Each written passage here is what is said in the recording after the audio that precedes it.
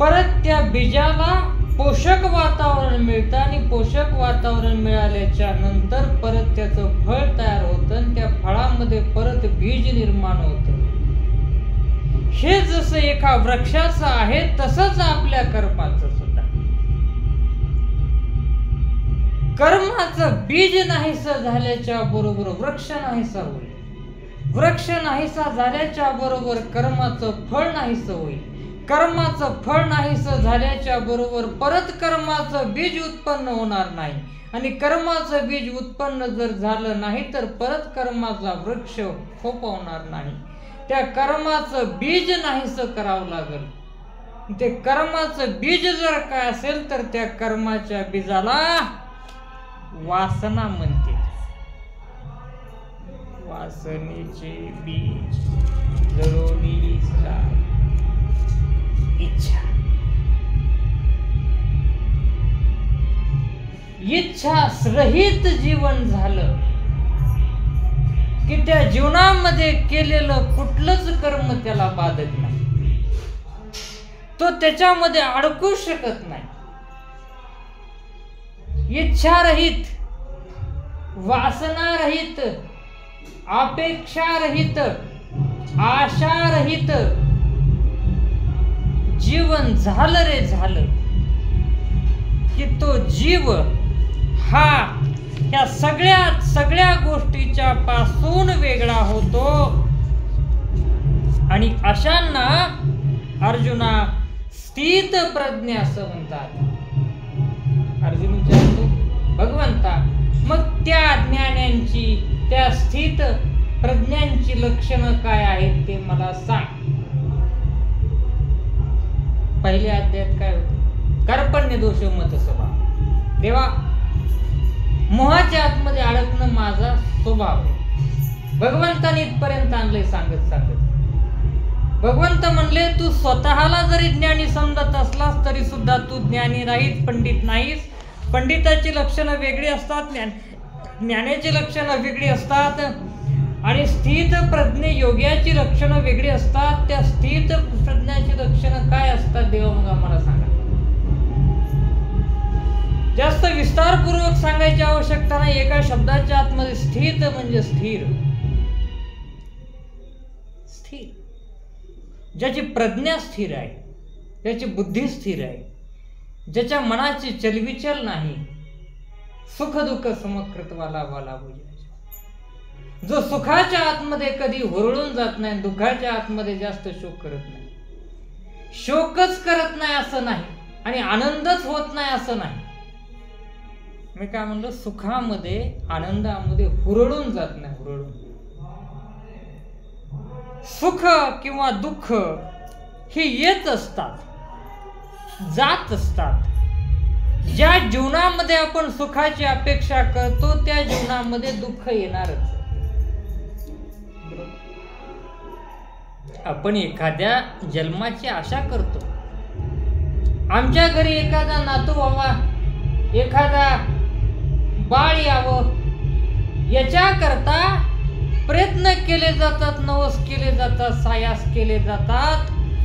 परंतु ते शरीर धारण करून आल्याच्या बरोबर त्या जन्माच्या सोबत लागून एक शब्द येतो, त्याला मृत्यू म्हणतात. आपण त्याच्या जन्माच्या करता जरी नवस केलेला असला, त्याचा जन्म जरी झालेला असला आणि त्याच्या दीर्घ आयुष्याच्या साठी आपण दान आदी कर्म केलेले असले तरी सुद्धा जन्म झाला म्हणजेच त्याचा मृत्यू निश्चित झाला. इच्छा असो नसो, सुख अपेक्षा केली, धन अपेक्षा केली, नावलौकिकाची अपेक्षा केली, पाहिजे त्या गोष्टीच्या साठी आपण प्रयत्न केले, सुख मिळवण्याच्या करता प्रयत्न केला, तो प्रयत्न यशस्वी होऊन अपेक्षित सुख प्राप्त झालं म्हणजेच त्याचा अर्थ आहे दुःख मिळणार.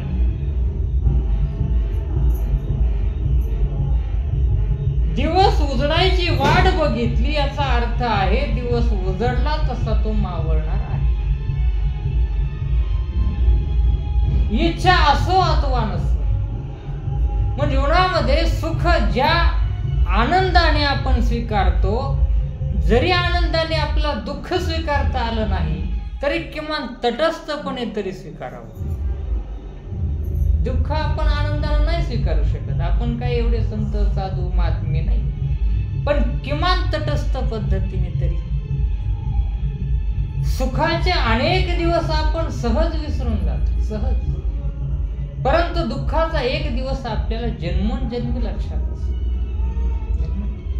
म्हणून तिथी 2 वेळेसही पाहिली जाते. जन्माची स्थिती पाहिली जाते. ज्याची जन्माची स्थिती बघितली त्याची मृत्यूची स्थिती एक दिवस येणार आहे. ज्याच्या सोबत आपला योग व्हावा, जो आपल्याला मिळावा, जो आपला भेटावा, याच्याकरता आपण आतोनात प्रयत्न केलेले आहे, ती व्यक्ती एक ना एक दिवस आपल्यापासून दुरावली जाणार आहे. एक तर तो मरल नसता आपण मरल, सोबत तो कोणी जात नाही. वियोग नक्की आहे. जिथं आनंद आहे तिथं दुःख आहे, जिथं तारुण्य आहे तिथं वार्धक्य आहे, जिथं सुख आहे तिथं दुःख आहे, जिथं दिवस आहे तिथं रात्र आहे.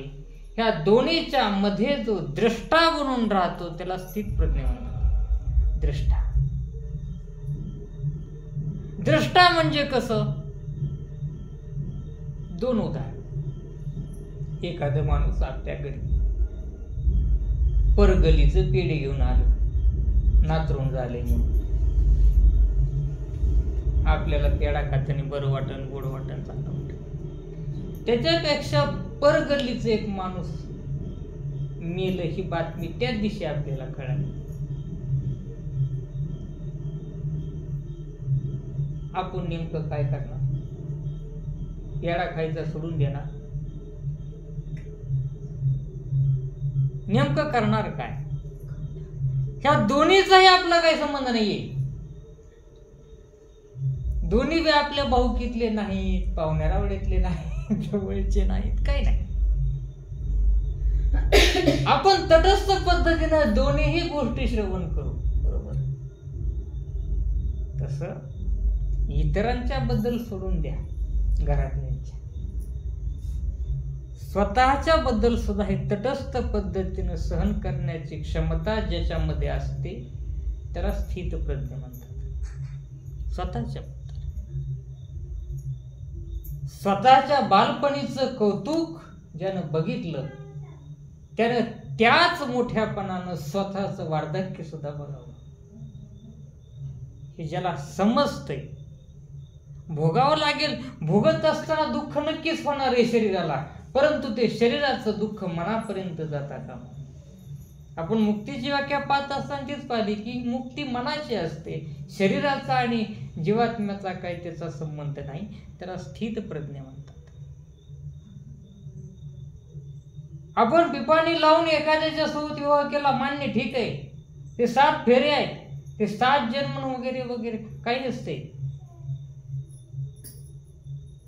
कोणतरी आधी जाणार आहे, कोणतरी नंतर जाणार आहे, सोबत थोडं जाणार आहे. योग आहे तिथं वियोग आहे. ज्याची मती अशी स्थिर असते त्याला स्थित प्रज्ञ म्हणतात. स्थिर. ह्याला धैर्यवान म्हणतात सोप्या भाषेमध्ये. आणि धैर्य कुठं कुठं बघावं लागतंय. हे धैर्य हे जर बघायचं असेल तरी धैर्य आपत्तीच्या काळामध्ये बघावं लागतं. आणि हेच धैर्य हे सुखाच्या काळामध्ये सुद्धा बघावं लागतं. दोन्हीही स्थितीमध्ये ज्याचे पाऊल स्थिर असतात, भगवंताच्या सारखे सम असतात, समदृष्टी ज्याच्या ठिकाणी आलेली आहे, समचरण दृष्टी विटेवरी साजेली, तेथे माझे हरी वृत्ती राहो. वृत्ती म्हणजे अंतःकरणाची प्रवृत्ती.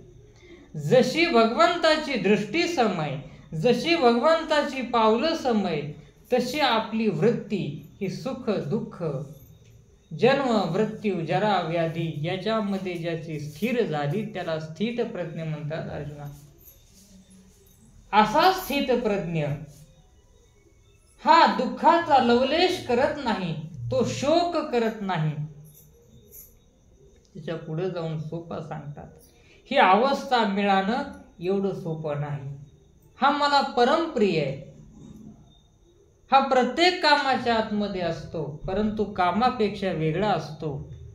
जेवी जळा आत पद्मपत्र. प्रत्येक गोष्ट करतो, परंतु त्याला तो दृष्टा म्हणून पाहतो. देवा, मग अज्ञानी कोणाला म्हणतात? अज्ञानाची व्याख्या सांगत असताना देवाने सांगितलं, प्रत्येक केलेलं काम मीच केले, मी स्वतः करता आहे. जो असं समजतो, म्हणजे आपण सगळेच त्याच्यामध्ये, म्हणजे आपण कर्मबंधनामध्ये अडकल्याशिवाय राहत नाही. घालूनिया बाहेर राहिलो निश्चय निर्विले संते विठोबासी. अर्जुनाला देव तेच सांगायचा प्रयत्न करते, सगळा भार तू माझ्यावर घाल, गांडी उचलून युद्ध कर. ती मुरुदी कोण मारणार आहेत ते, कोण जागणार आहेत ते, तू बी मुरुदी मिळात. युद्धाचा परिणाम काय व्हायचा ते, तो युद्धाचा आनंद घे, दुःखाचाही आनंद घेता आला पाहिजे. विपरीत परिस्थितीच्या मध्ये सुद्धा खिलाडू वृत्तीनं जगता आलं पाहिजे. तो स्थित प्रत्यय. फार लय काही वेगळी व्याख्या पाहायची आवश्यकता नाही. अतोनात नुकसान झालं, ठीक आहे, ते झालेलं नुकसान ऐकल्याच्या बरोबर एक सहज हसू चेहऱ्याच्या वरती असावं. आज झालं नुकसान, आज नुकसान आहे, पण उद्या त्याला फायदा होणारच आहे. बरं, ह्याच्या आधी आपण फायदा उचललाय ना कधी ना कधी तरी. ही खिलाडू वृत्ती जीवनामध्ये ज्याच्या असते त्याला स्थित प्रज्ञा म्हणतात, सोप्या भाषेत. ह्याच्यापेक्षा अवघड असं काही नाही. जास्त अवघड अध्यात्माच्या आतमध्ये जाण्याची आवश्यकता नाही.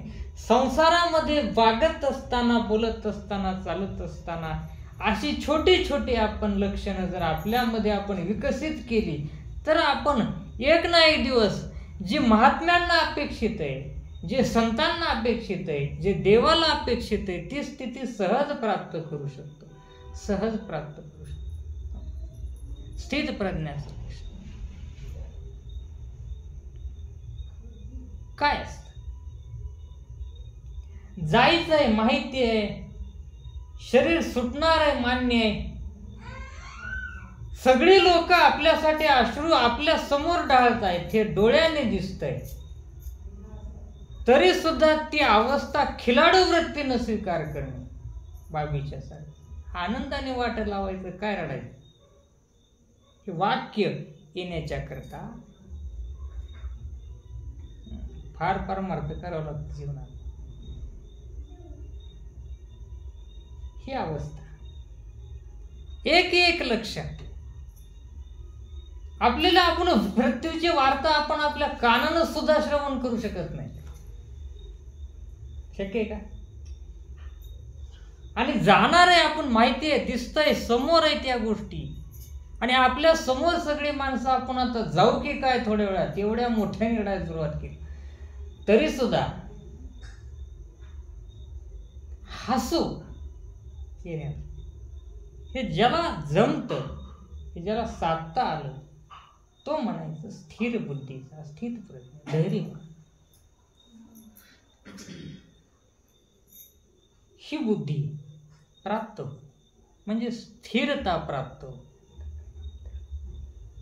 मृत्यूलाही कसं सामोरं गेलं पाहिजे, सुखालाही कसं सामोरं गेलं पाहिजे, आणि दुःखालाही कसं सामोरं गेलं पाहिजे, हे ज्याला कळतंय त्या कैसा विटाळा खंड सोहळा. त्याचं जीवन आनंदमय आहे आणि त्याचा मृत्यू हा सोहळा आहे. त्याचा मृत्यू देखील एक दिव्य अशा पद्धतीचा सोहळा असतो. जसा जन्माचा आनंद आपण उपभोगतो, परंतु तो जीव त्रासलेला असतोय, दुःखात असतोय, रडत असतोय, परंतु ज्याने जीवन साधलं त्याच्या मृत्यूचं दुःख जगाला जरी असलं तरी तो सोहळा तो स्वतः उपभोगत असतो. त्या कैसा विठाळा खंड सोहळा, ही स्थिती, ह्याला आनंद स्थिती म्हणतात. प्रसादे सर्व दुःखानां हानिरश्यते. ही प्रसन्नता त्याच्या जीवनामध्ये अशी असते की कुठल्याच गोष्टीनं तो विचलित होत नाही. आता भरती होत नाही म्हणलं पुन्हा अजून कशानं व्हायचं. तो दाखवत काही असेल, तो नाटक कशाचंही करत असेल, परंतु तो विचलित नाही. मी पहिल्या दिवशी सुद्धा सांगितलं होतं, पूर्ण गीता झाली, पूर्ण ज्ञान झालं, तरी सुद्धा अभिमन्यू मेल्याच्या नंतर, वारल्याच्या नंतर, त्याची हत्या झाल्याच्या नंतर अर्जुन रडलं. पुन्हा काय केलं, मला आता पोरगच नाही, काय करायचं, युद्ध करून ध्यानात सोडून असं होतं का. उद्याचा सूर्यास्त जयद्रथ बघणार नाही. प्रतिज्ञा केली त्याच ठिकाणी, डोक्यावर हात लावून बसले नाही. ही ज्ञानाची ताकद, ही धैर्याची ताकद,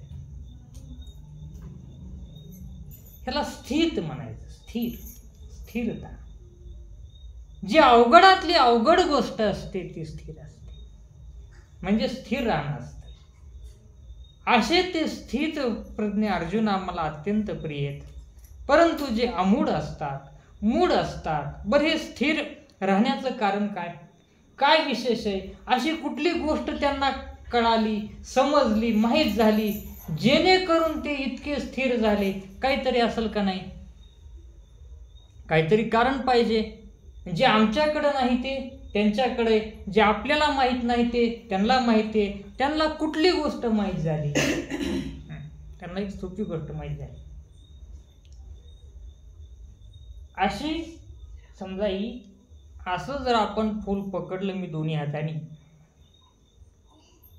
स्थित प्रज्ञाला माहीत झाली गोष्ट, हे जर मी एक तर ह्या टोकानं पकडावं लागेल ना, तर ह्या टोकानं पकडावं लागेल तरी हातात राहील. हे दोन्ही टोकं जर मी सोडली तर ते हातात राहणार नाही. जन्म आणि मृत्यू, आयुष्याची दोन टोकं माणसाच्या हातात नाहीत. मधला असायचा प्रश्नच येत नाही.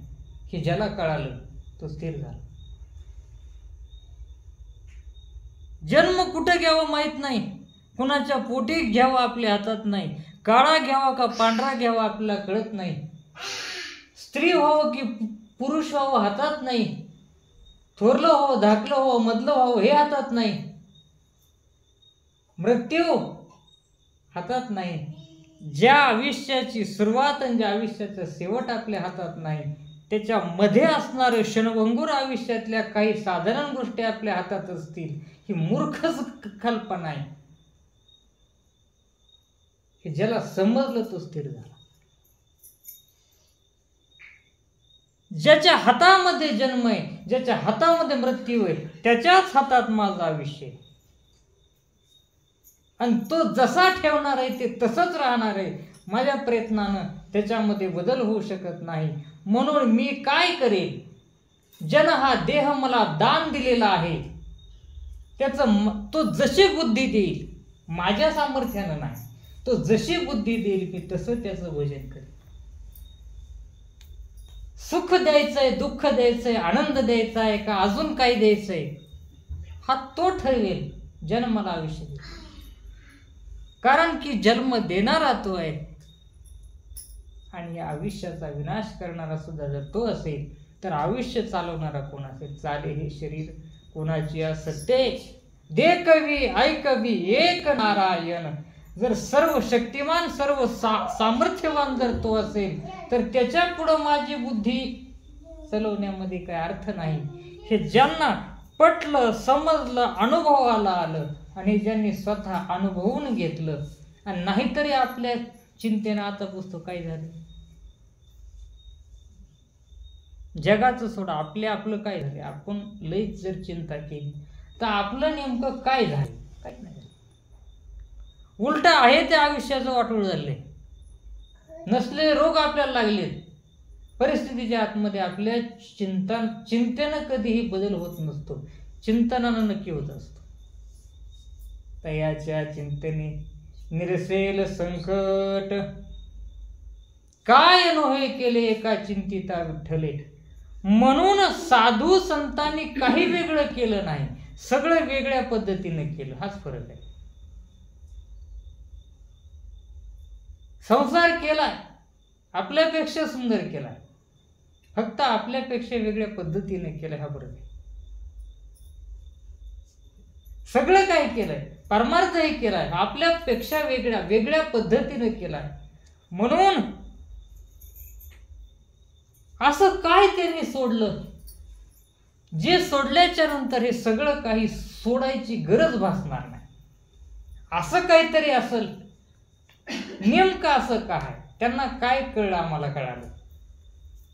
त्यांना हे कळालेलं आहे की जीवन आणि मृत्यू आपल्या हातात नाही, त्यामुळं त्याच्यामध्ये असणाऱ्या गोष्टी आपल्या हातात नाही, त्यामुळं चिंता करायची आवश्यकता नाही, हे कळालंय.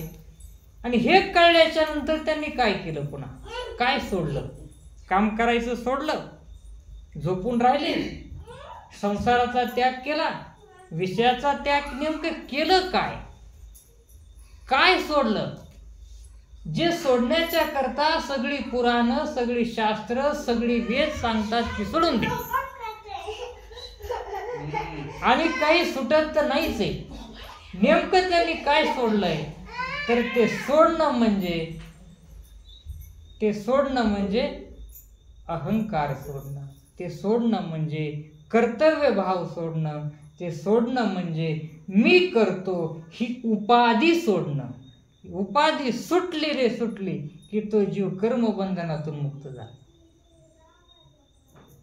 तुम्ही आम्ही इथं 3-3 पोत्या आपण तुम्ही कुणीच लावलेल्या नाही, ही त्या जीवाची पुण्य आहे. हा भाव जागृत पाहिजे. आपल्याला मिळालेलं धन आपण कमवणारे कुणीच नाहीत.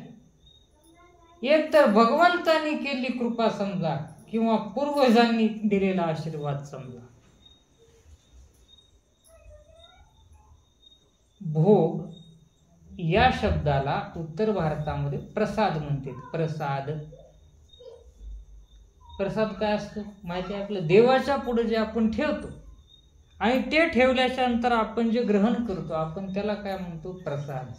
तसा तुमच्या पंच ज्ञान इंद्रियांना, पंच कर्म इंद्रियांना जे काही आवडत असेल, प्राप्त होत असेल, मान्य असेल, त्याच्यात लयच अशी आनंद येत असेल, ते फक्त तुम्ही विषय न समजता भोग म्हणजे भगवंताचा प्रसाद म्हणून जर आपण त्याचा स्वीकार केला तर तेच विषय भोग आपल्याला कर्मबंधनातून मुक्त करतात. प्रसादे सर्व दुःखानां हानिरसोपजायते.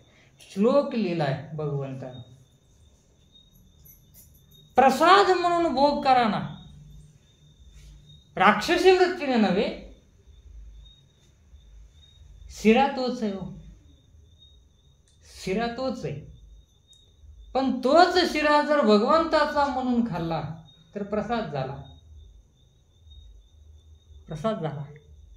आणि तसाच खाल्ला तर शिरा झाला. दोन्हीचं फळ वेगळं आहे. शिऱ्याचं फळ काय? काहीच फळ नाही त्याला. प्रसादाचं फळ काय?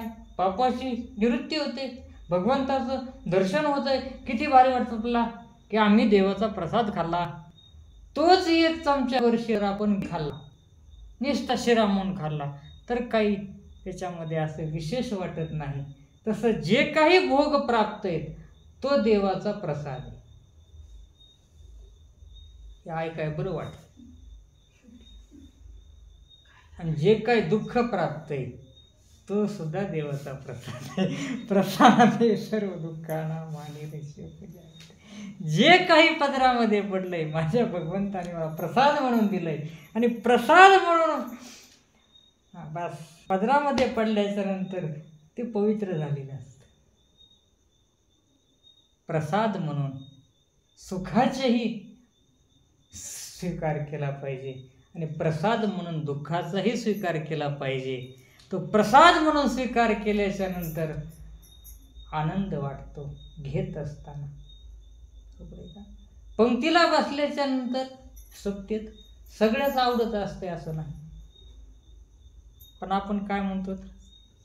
प्रसाद. बरोबर आहे का? गप्पन खाऊन टाकायचं. सत्यनारायणाचा शिरा करपलेला असो त्याच्यात तूप टाकलेलं असो अगर नसो, प्रसाद आहे ना, खाऊन टाक, वेळ सुद्धा लावू नको. तसं जीवनामध्ये आलेली सुख आणि दुःख दोन्ही प्रसाद आहेत, ग्रहण करून टाका. आणि माझ्या देवानं दिलेत म्हणून करा, मी कमवलेत म्हणून नाही. आपण आनंद स्वरूप होतो. हा कर्म आणि कर्मसन्यास योग भगवंताने सांगितला. कर्म करत करत असताना त्याचा संन्यास कसा घ्यायचा, तर संन्यास म्हणजे ज्याचं मी आणि माझं पण हे दोन्हीही हरवलेलं असतंय त्याला संन्यासी म्हणतात. मी करत नाही, माझ्याकडून करून घेणारी शक्ती कोणतरी वेगळी आहे. मी भोगत नाही, माझ्याकडून भोगवून घेणारी शक्ती कोणीतरी वेगळी आहे. मग ते सुख असेल अथवा दुःख असेल, त्याला माहिती कर्म आणि कर्मसन्यास. आतमधून भगवंताने अर्जुनाला उपदेश केला की सर्व काही हे कुठं घेऊन जायचे देवाला, शेवटच्या श्लोकापर्यंत समजून समजून समजून समजून सांगत तेच सांगायचे. तुझ्या हातात काय नाही, सगळं माझ्या हातात आहे, म्हणूनच मी लगाम हातात धरलाय. तुझ्या हातात कशामुळे दिला नाही, तीन गुणांच्या मायेच्या करी मी अख्खं जगत नाचवतोय. तुझ्या म्हणण्यानं तू नाचत नाही, तू चिंता करू नको, फक्त चिंता करू नको. तर साध म्हणून जीवनामध्ये आलेली सुख दुःख भोगत भोगत जा, काहीच कारण नव्हतं हे विचारायचं, पण विचारलं. स्थित प्रज्ञाचे लक्षण काय आणि अज्ञानाचे लक्षण काय, तर अज्ञानाचे लक्षण तेच आहे जे आपल्या सगळ्याचे आहेत. जे काही बी करू ते मी केलेलं आहे, आणि माझं कसं होईल आणि मी यशस्वी होईल का अपयशी होईल ही ज्याला चिंता कायम असते त्याला अज्ञानी म्हणतात. कारण हातातच काही नाही, कर्म करायचे सुद्धा आपल्या हातात फळ नसते. त्यामुळं कदाचन कधी सुद्धा फळाची अपेक्षा न करता काम कर. ते देणं किंवा न देणं हे भगवंताच्या हातामध्ये आहे, आपल्या हातामध्ये फक्त काम करणे. काम वाचणं आपल्या हातात आहे, लक्षात न राहणं नाही ते आपल्या हातात नाही. खाणं आपल्या हातात आहे, पचणं आपल्या हातात नाही. योग आपल्या हातात आहे, क्षम त्याच्या हातात आहे. योग आणि क्षम दोन्हीही देण्याचं सामर्थ्य ज्याच्यात आहे त्याला देव म्हणतात. योग क्षेम बहाम, मी स्वतः त्याला देऊन टाकतो. जो कोणी मला निदांत अशा पद्धतीने शरण येतो. बरं देवा, जो शरण येत नाही त्याला का देत नाही, द्यायची गरज नाही का, त्याला एकदा मजा बघायची.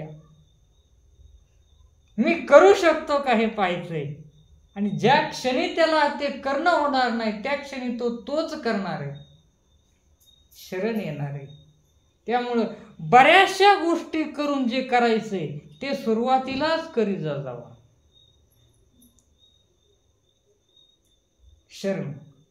शरणागती ही गीतेचं सार आहे. शरणागती इथंच गीतेचा शेवट आहे, आणि याच गीतेच्या शेवटामध्ये भागवताची सुरुवात आहे. गीतेचा शेवटचा श्लोक आणि भागवताचा पहिला श्लोक म्हणजे गीतेच्या कितीतरी पटीनं तत्वज्ञान त्याच्यामध्ये असतं. त्याचं वैशिष्ट्य. कुंडली एक वरद आहे.